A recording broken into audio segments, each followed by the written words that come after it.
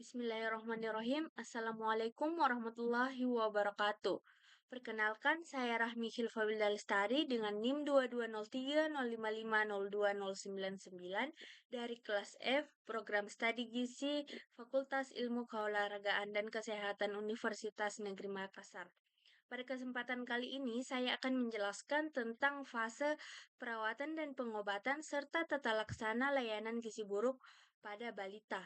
Nah, sebelum masuk pada materi, alangkah baiknya kita tahu apa sih gizi buruk itu. Nah, gizi buruk merupakan kondisi ketika berat badan menurut panjang badan atau tinggi badan anak lebih rendah dari rentang angka normal anak seusianya.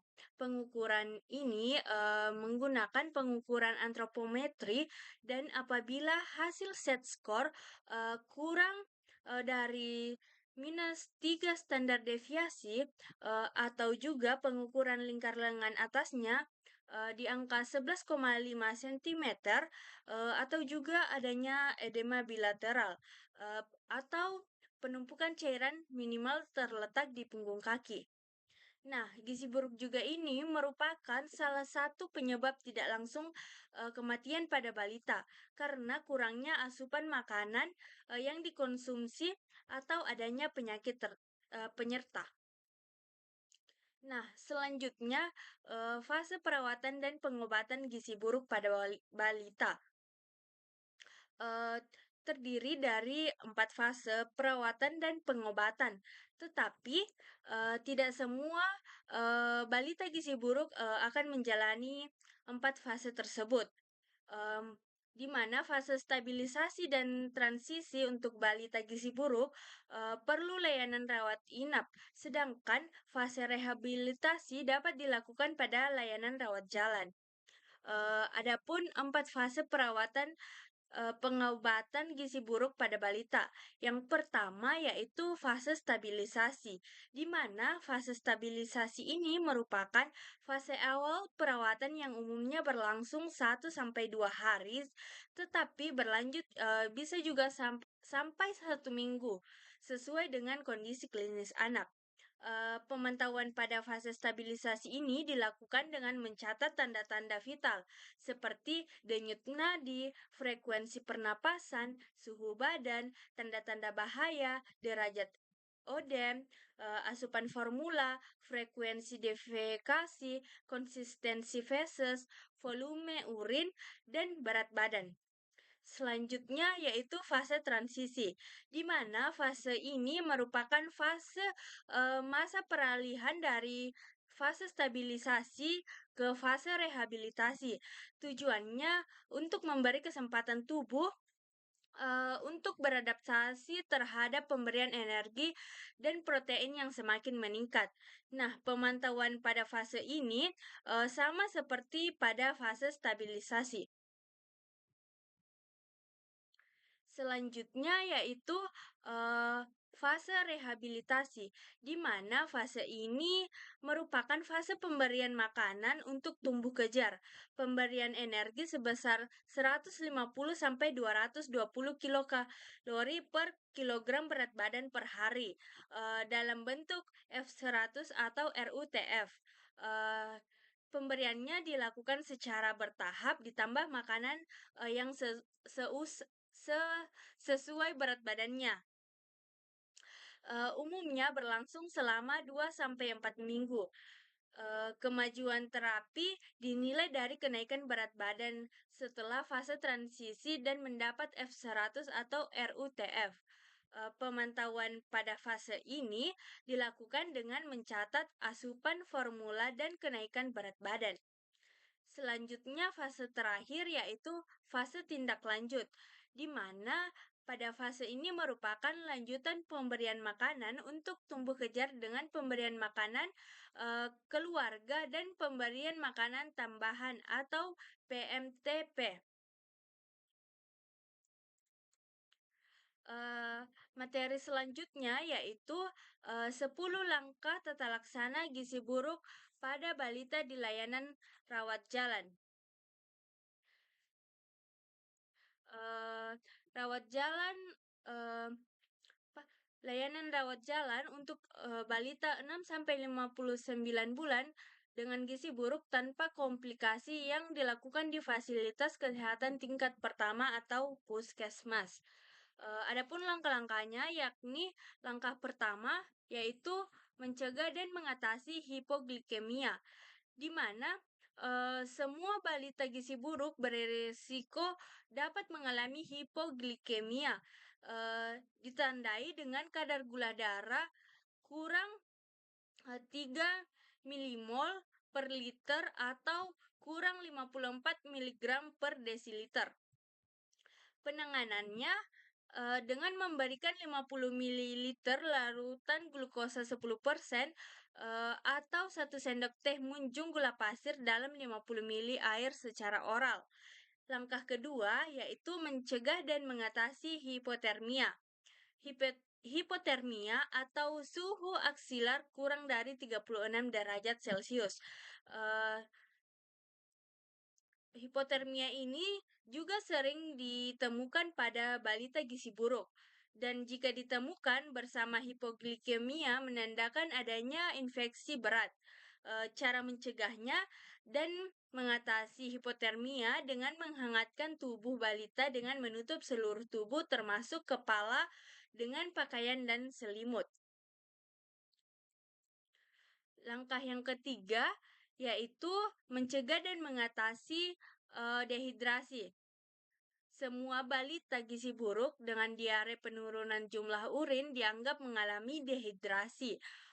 Pada dehidrasi ringan atau sedang, tetap diupayakan memberikan terapi dehidrasi secara oral. Apabila tidak mungkin secara oral, cairan diberikan melalui pipa nasogastrik sampai anak bisa minum.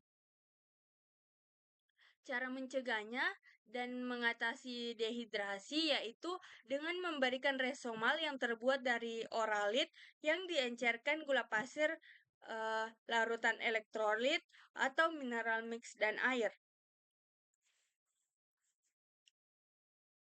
Adapun langkah yang keempat yakni memperbaiki gangguan keseimbangan elektrolit, di mana pada anak gizi buruk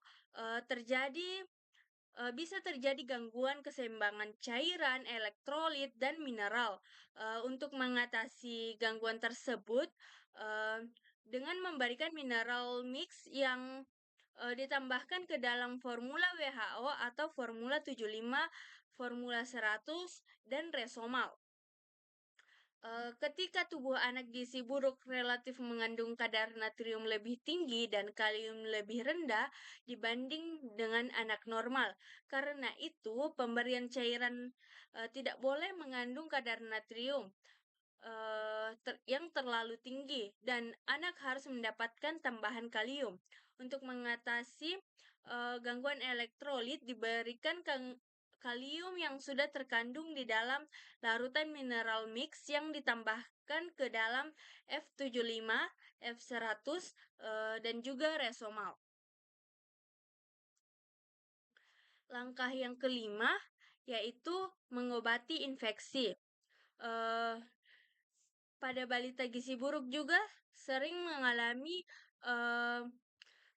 jenis infeksi, tetapi sering tidak ditemukan tanda atau gejala infeksi bakteri seperti demam.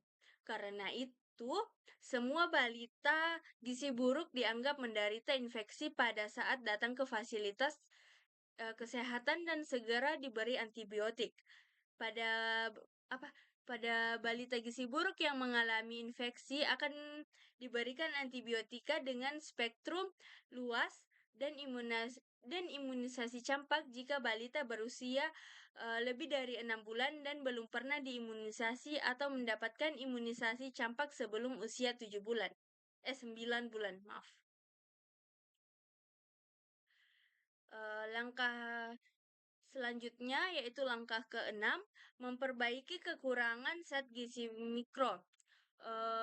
Pada anak gizi buruk yang mengalami defisiensi vitamin dan mineral, Dan juga pada balita anemia, zat besi tidak boleh diberikan pada fase awal karena dapat memperberat infeksi bila diberikan terlalu dini. Zat besi baru diberikan setelah anak mempunyai nafsu makan yang baik dengan mulai bertambah berat badannya. Eh, Bila balita gizi buruk mendapatkan RUTF, maka tidak perlu diberikan suplementasi zat gizi mikro lagi, kecuali tanda klinis kekurangan vitamin A pada mata dan ada riwayat menderita campak dalam 3 bulan terakhir. Maka balita diberikan suplementasi vitamin A dosis tinggi sesuai umur.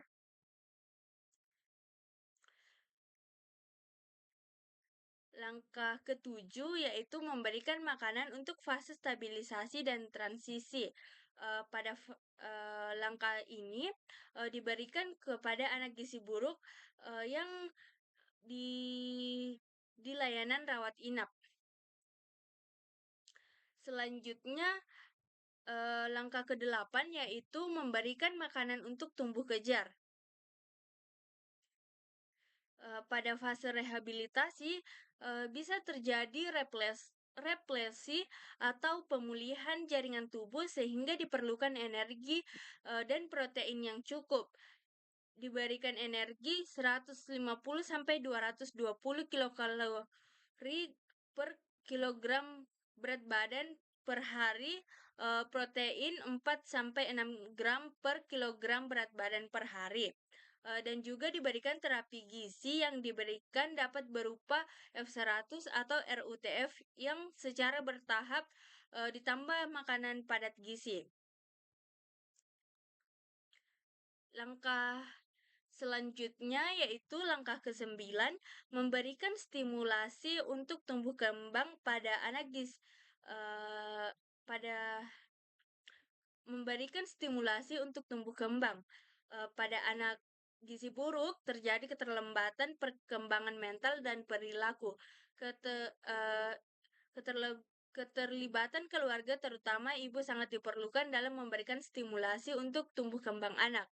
Stimulasi diberikan secara bertahap dan berkelanjutan sesuai anak terhadap eh, 4 aspek kemampuan dasar anak yaitu kemampuan gerak kasar, kemampuan gerak halus, kemampuan bicara dan bahasa, serta kemampuan sosialisasi dan kemandirian anak. Dilakukan secara intensif setiap hari selama 15-30 menit. Langkah yang terakhir yakni mempersiapkan untuk tindak lanjut di rumah. Persiapan untuk tindak lanjut di rumah dapat dilakukan sejak anak dirawat inap. Kriteria sembuh dari gizi buruk apabila berat badan menurut tinggi badan atau berat badan menurut panjang badan lebih dari -2 standar deviasi, atau lingkar lengan atasnya lebih dari 12,5 cm dan juga tidak ada tanda pitting edema bilateral.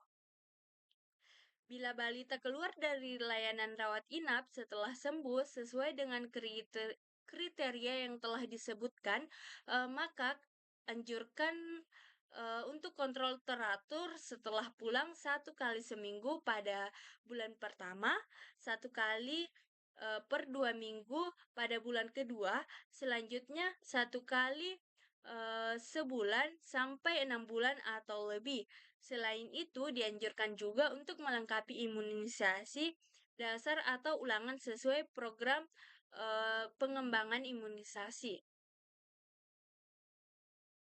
Sekian materi dari saya. Saya ucapkan terima kasih. Wassalamualaikum warahmatullahi wabarakatuh.